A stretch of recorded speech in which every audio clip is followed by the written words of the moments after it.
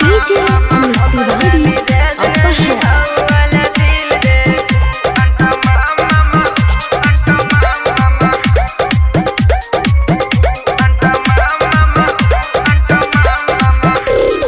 घर में छिपकली जैसे चिपक के दीवार से ओहिंगा चिपक जा तू अपना यार से।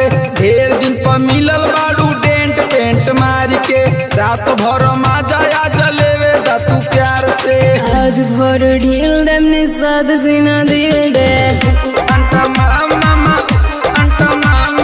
सकल बा मिजाज नहीं हवाला फील दे।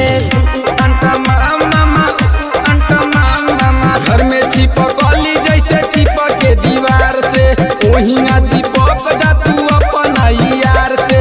ढेर दिन पर मिलल बाड़ू डेंट पेंट मार के रात भर माजाया जलेवे दा तू प्यार से। आज भर ढील दम निषाद सीना दिल दे सकल बा मिजाज नहीं हवाला फील दे। डीजे अमित तिवारी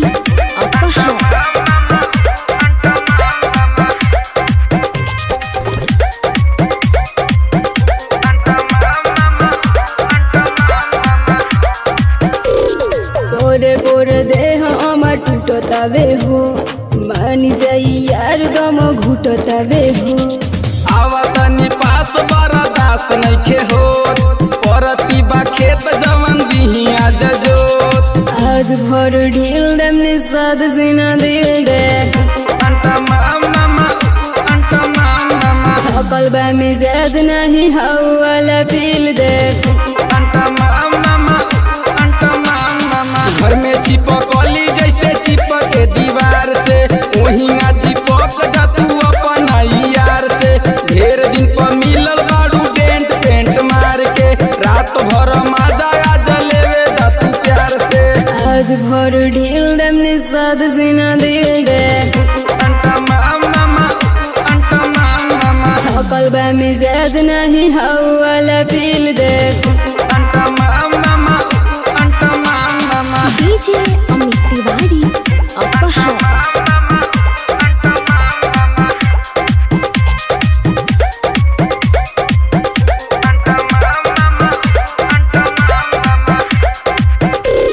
हमके मुआइया के छोड़ कहो बलवंत बंधन दे अकोड़ गो। लगे हो जा शेष मुड़ कोई के फरे मानी नहीं आज सुना गोलू जुगेश। आज भर ढील दम निषाद सीना दिल दे